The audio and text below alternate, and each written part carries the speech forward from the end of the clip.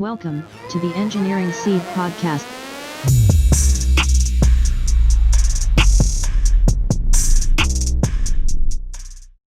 Thanks, Chris, for joining me today at the Engineering Seed podcast. So just initially, it would be great to talk about, maybe what got you into engineering, and then talk about the early parts of your career, becoming a mechanical engineer, and then maybe what prompted you to do your master's and get into the renewable side of engineering. Okay. Well, thanks for having me on. Really appreciate it. What got me into engineering? Well, my father is a mechanical engineer, and he went to Northeastern University in Boston. And so, as you do, I went to Northeastern University in Boston and became a mechanical engineer. And it suited me anyways. Like I've always been interested in construction and more interested in things, I suppose, than anything else. I sort of went down the list of what drew my interest when I was looking at major topics, and you go down and say psychology, no, and becoming a dentist, no thanks, no. So it was for me, it was engineering that was really the only thing that stood out. Yeah. I got into it because of electric cars. Like Tesla was just coming up, and I don't know. I was just like, I want to build electric cars. That's why. Man. It's such an exciting space to be looking at. During this whole coronavirus lockdown thing, I've become obsessed with Elon Musk and just watching everything that he does. Yeah. I was actually speaking to there's a small company in Australia that's starting to try and manufacture electric cars, which is really cool as well. I think there's just an EV company in Australia, so it's awesome to hear, hopefully manufacturing coming back slowly to Australia as well. Yeah. How long have you been in Australia for? 11 years. Is it 11 years? I came here in July 2009. Yeah. So Okay. 11 years. Yep. Cool. What got you into studying the master? I saw that you did Masters of Renewable Engineering. Was there a time early in your career where you were just like, I don't want to be going down the path I was going down, or were you sort of heading towards renewable and then you just decided to study it? Yeah. So when I was at Northeastern's actually a pretty amazing university because they've got a co-op program. It's like an internship program, but it's built into their curriculum. So you do 6 months of school, 6 months of co-op, and you flip-flop through a 5-year program. And they're really good at developing relationships with companies. And in engineering, it was 100% placement. So other degrees weren't as good. Like if you're a musician, your placement rate might be in the 50s or 60s. But for engineering, everyone in a decent sized engineering school, everyone had a job. I started working at GE, and I came to work at GE because, thankfully it worked out that way. But I went on, I think, 9 interviews, and started out as a terrible interviewer and progressively got better and better. And GE was my 9th interview. Okay. And so I actually worked for GE Aircraft Engines throughout my time at Northeastern. And when I graduated, I just wanted to shift what I was doing, but I still liked being part of a larger company.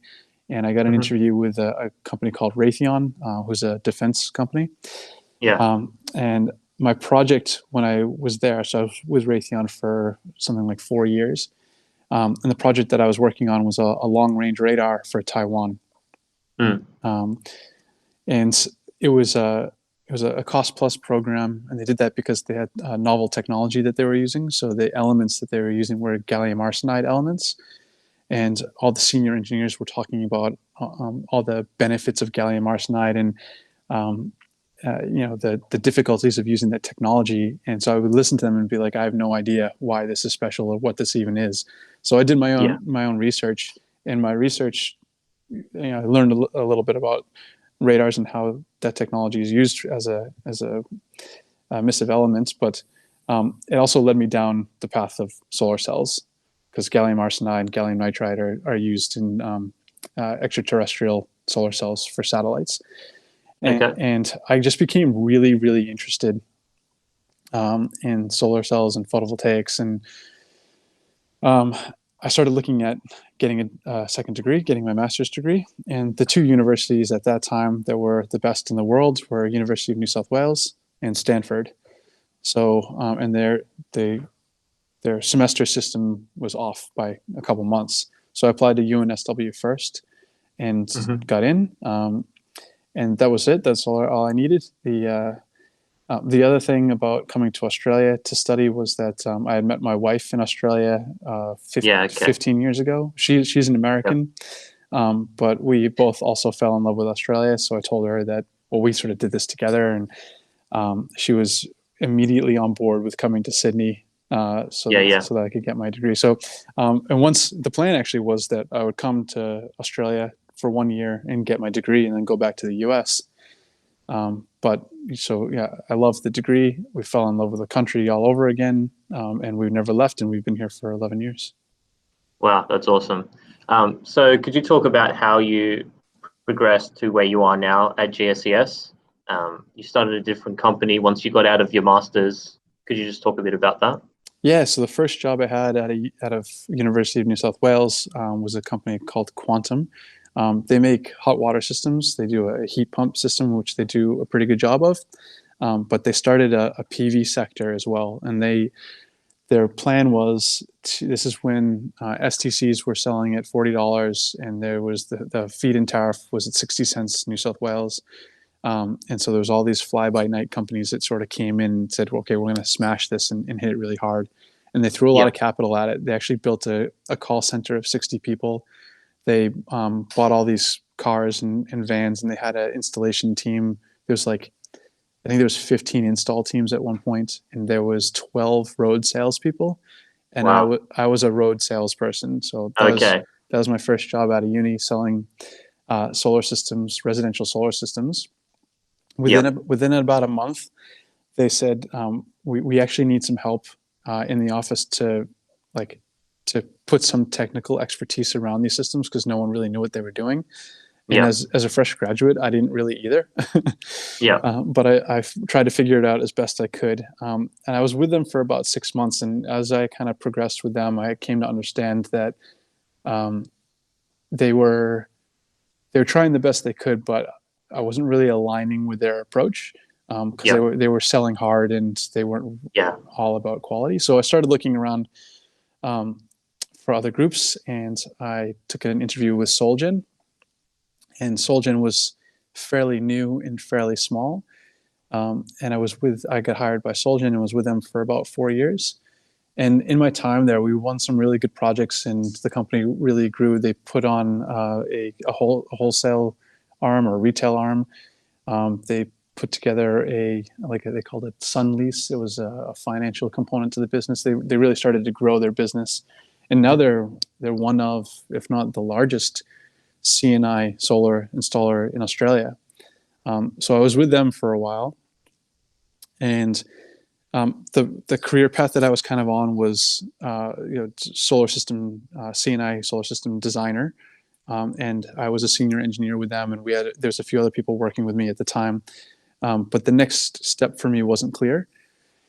So I was looking for a bit more autonomy. And I was also hoping to do some international work. At Solgen, we were really focused on the domestic market. So I started looking around again, and I found a job with GSES, and it really ticked all the boxes for me. So they gave me a lot of autonomy to develop new business streams within the business. It was a well-respected name. I mean, the company's been around for 22 years now. It was founded by Jeff Stapleton, who's like a solar godfather. Like, he's been around for a long time, and he's had his fingers in a lot of pies. Like a lot of the work that he did has led to what is now the CEC in Australia, what has led to what is now NABCEP in the US. Like, a lot of his foundational work has actually led to a lot of these institutions. And so, it was just a really good fit for me. And I came on board when there was about 7 people. Now we're at almost 30. So the company has been growing steadily over the years, and the future still looks bright. So that's awesome. Could you maybe talk about? I think one of the things that's really interesting about you is just your career path. Have you always had a goal about where you're wanting to go, or are you just progressing as you go, and then maybe you feel like you want to change or you want something a bit more challenging or more autonomy. Has there been like a far vision, or have you just progressed as you've seen fit at the time? Well, when I was at Raytheon, the career path was very clear there. They did a very good job of laying out what you could do, what steps you could take. And so it was very easy to picture myself being there for 40 years and following certain set paths that they had. And to be honest, that actually kind of scared me. Like I looked around and saw people that had done that, and there's nothing wrong with that, not at all. Like, especially our parents' generation, that was common. But I think for me, I need something a little bit more dynamic, and also I wanted my sort of values to align with the product of the business. So a defense company we were working in radar, that's fine, but I didn't feel like I was contributing positively to the world, really. And so when I switched to renewables, like that it really inspired me that I could actually work in a field that, I can earn money and support my family, but also my values aligned with, like, I've got a little 2-year-old girl, and I feel like I can tell her when she gets older that I really tried to do something that would make her world a better place. I know it sounds a bit altruistic, but I do feel like that kind of underpins the decisions that I've made. Yeah. And in I guess my vision for what role I want to play in the industry is I basically, sort of fundamentally, I just want to do as much as I can in this industry. It's hard for me to be more specific than that, I guess, but I think that everyone in this industry is playing, a large part or a small part, but we're all playing our part in order to, really, again, it sounds a bit silly, but to make the world a better place. Yeah. Yeah. Awesome. Can you maybe just talk about GSES, what role it does have in the industry, and what goes on there day to day? Yeah, so the company has sort of two distinct sectors to it. So we're probably best known as a training company. Yeah. We're a registered training organization in Australia, so we're an RTO. So we train the units of competence, the nationally approved units of competence that lead to the Clean Energy Council accreditation for Grid Connect, for standalone power systems, and for grid connected batteries. And the thing that makes us a bit unique there is that we actually develop all of our own content. So we write books. We have content on Moodle and LMS that is fairly widely used. We make videos. We train face-to-face. We're addressing a bunch of industry topics that are, there's questions around them, or there's a need that we're addressing. So we're one of the only groups that actually is making our own content, and we actually leverage that content to be used at other TAFEs, universities, and other private RTOs, and indeed all over the world. So we're actually training a lot in Africa at the moment and the Pacific Islands. I guess a lot. Before coronavirus, we were doing it a lot. So that's sort of one side of the business. And then the other side of the business, we're a consultancy. So the consultancy arm has sort of two things going on. We provide owner's engineering services at the C&I level, mostly to government, so mostly to state government and local government. And that's, scoping PV systems, doing the financial analysis, writing the request for tender documentation, doing the evaluation, and then doing the inspection after construction. So actually, our inspections program is one of the most mature parts of our business, and we've been a preferred supplier to the Clean Energy Regulator for 10 years now. We've done about 10,000 inspections across the country. And then the last bit of the consulting is we have a design team that does design for construction. So they support a couple construction groups around the country, and they're the engineering component for those construction groups. So across the business, and we've worked really hard to make sure the business is interconnected from a knowledge sharing perspective. Across the business, we see projects getting built, so we have a really good understanding of new technology, standards updates, and how to employ those standards. We've got a good understanding of the customer side, supporting the customer from the OE team and seeing the things that they're concerned with. And then from the training side, we're working at a grassroots level with designers and installers, and so we see what industries they're coming from, and what questions they're asking, and then how they enter the market and what gaps they have. So sort of across the spectrum, we have a really good view of the industry. So that's another reason why I like this job so much. Yeah, that's awesome. I'm interested to know because I did see some of the projects on the website in Africa. Do you find that the training uh, almost gives advertising to people that for organizations or companies to contact you for installing solar systems, or is it completely, are they not related? No, we get calls all the time to say, can you install a solar PV system for us? And we have to tell them no, that's not what we do. Yeah, And we sort of tend to leave it at that. We don't really recommend anyone either. We want to make sure that we remain as unbiased as possible. yeah. So, yep. Okay, fair enough. Are you able to talk about, you said that you were able to create new revenue streams within the company. Are you able to talk about the sort of roles that you've been playing with that? Yeah. So the design team didn't exist before I came here. Me and a couple other people decided to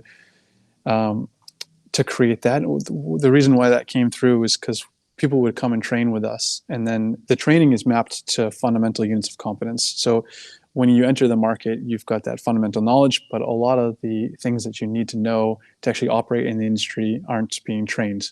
So two things came of that. We decided to put together a CPD, a continuous professional development program, and those were addressing those topics. And we actually had a couple of people that were traveling around the country delivering those courses face to face. And about a year and a half ago, we decided to stop doing that and then to put them all online so we could reach a wider audience, and it wasn't so cost intensive. The other thing that we decided to do was create a design support team. So designers and installers that would then move from the training into industry, if they needed additional help, they could come back to us and say, hey, will you help us? And that really, I mean, we started doing that just for our students that had completed with us, but that grew really quickly. Like we were growing, we had double-digit growth for the first, or triple-digit growth for the first 2 years. Last year we had double-digit growth. So that's something that's in demand. And I think what happens is you get these groups that have, you've probably heard the term solar coaster, right? So you've got really ebbs and flows in the industry. And in order to smooth that out, you might not want to carry the full engineering load that you need all the time through those troughs. So we take up some of the work from these other companies that we call overflow work, sort of filling the gaps for them. And as we support a number of companies, we're able to create a fairly smooth revenue stream out of it. Yeah, okay. Another question I wanted to ask was, you mentioned that you've been looking at companies to align with your values. Are there any other particular things that you've looked at when you're, for example, GSES, that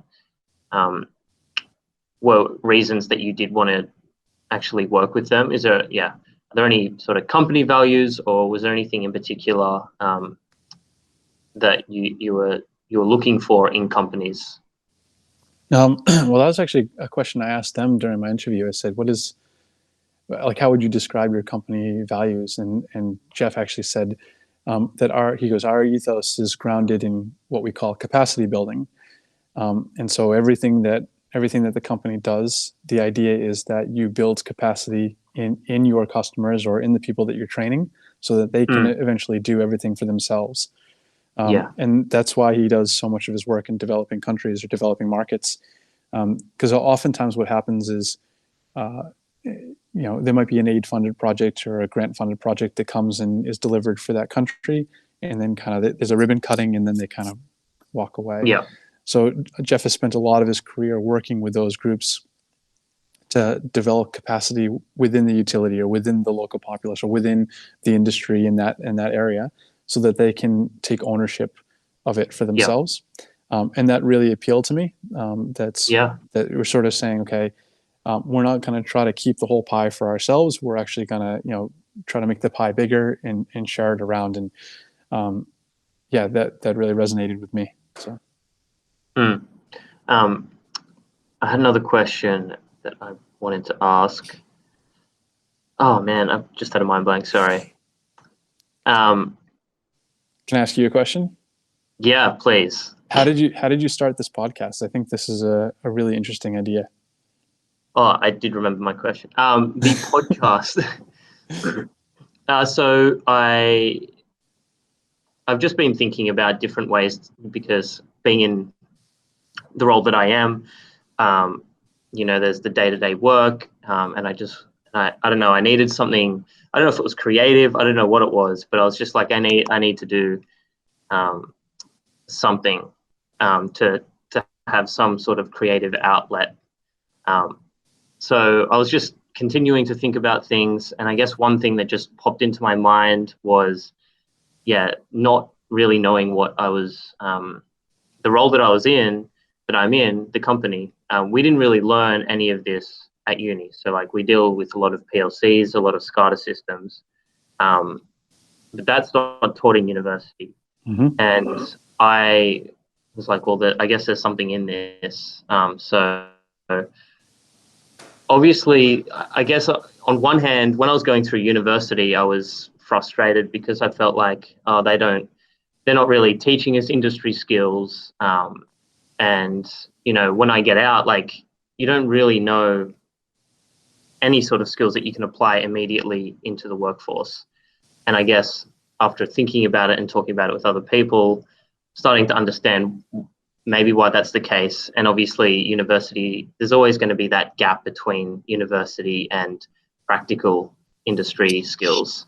So I just thought that, starting this podcast might not only help give insights to students about, what's going on in the industry. And in particular, Australia is not very open and loud about what they're doing. You always hear about what's going on in America or Europe and stuff like that. But Australia, in general, are pretty quiet with what they're doing. And so just trying to find these good companies that are doing really good work in Australia, it would just be great to not only bring them to students that might be interested, but also the different sectors that students can get into. Just because from there, they might be able to do their own research. For me, if I was listening to this podcast during university, I might have started to look at PLCs. Mm-hmm. And there are, things online, or like, training simulations that you can do as well. So that was the main reason.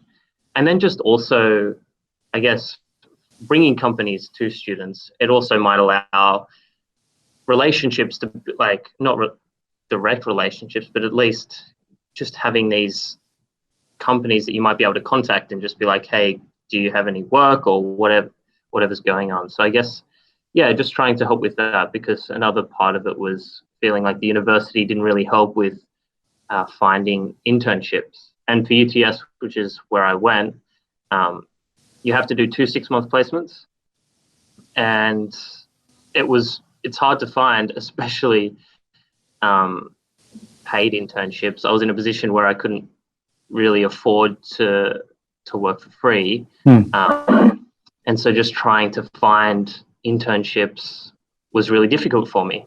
So that's just another thing, just trying to introduce different companies, because I felt like the university helped as much as they wanted to.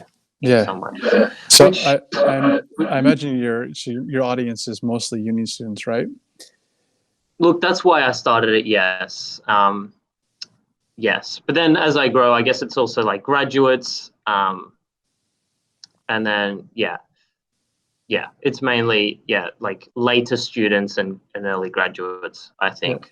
So I sort of see this because I actually listened to the podcast you did with Andrew Mears from Switched In just the other day.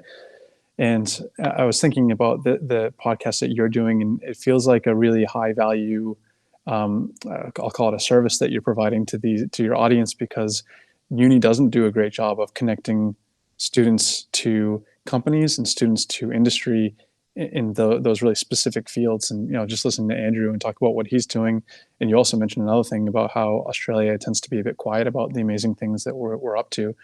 And the truth is, as far as I can see, that Australia is actually, we don't make ourselves out to be, but we are actually a leader when it comes to interconnected systems and developing distributed generation, renewables.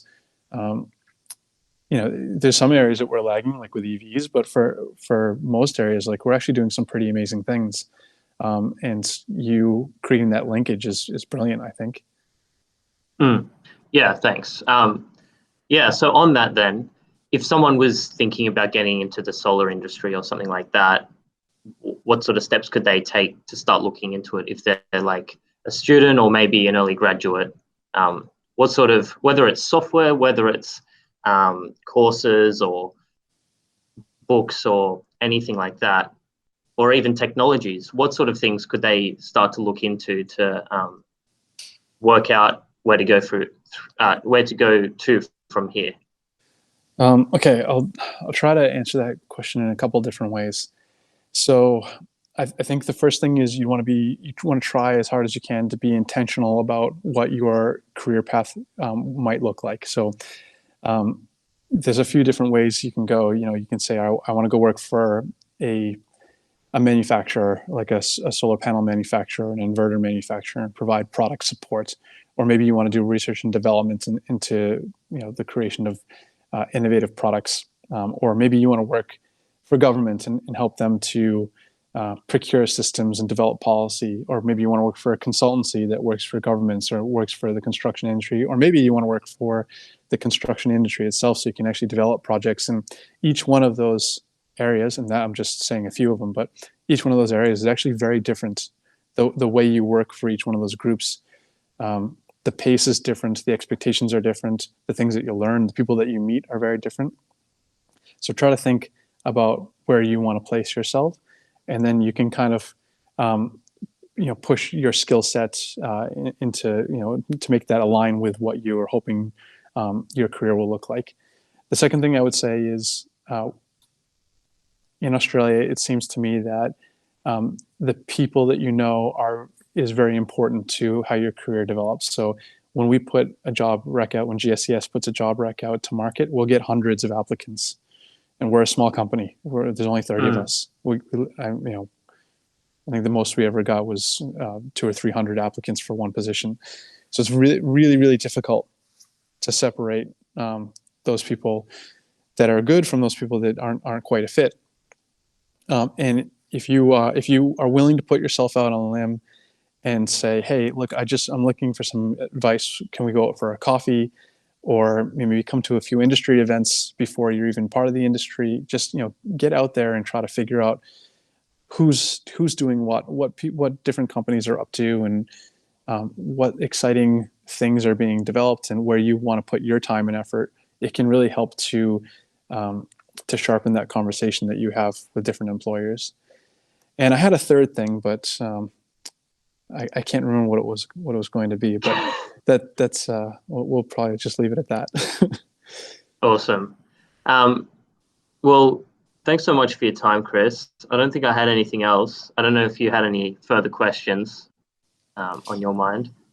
No questions. I think that what you're doing with this podcast is brilliant, and I'll be listening to it going forward, because I'm interested to see what other fascinating companies you're speaking with in Australia. Like I try to stay across what various companies are doing, but I know I don't do a perfect job of it, that's for sure. So I'll be interested to see who you talk to.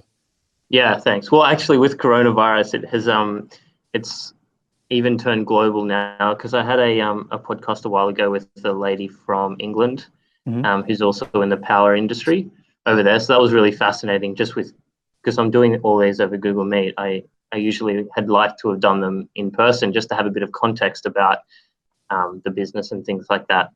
But yeah, I've been forced to change. So yeah, there's been that. And the reason I say that is because I do have an interview later this week that's actually in America. So it's not all in Australia now. That's fine. It's always good to see what's going on overseas. Happy to steal ideas from the US. Yeah. All right. Well, thanks so much, Chris. Good meeting you. Likewise. And yeah, hopefully we'll keep in touch. All right. Sounds good. Thanks so much. Thanks, Chris. Yeah. Okay. Bye.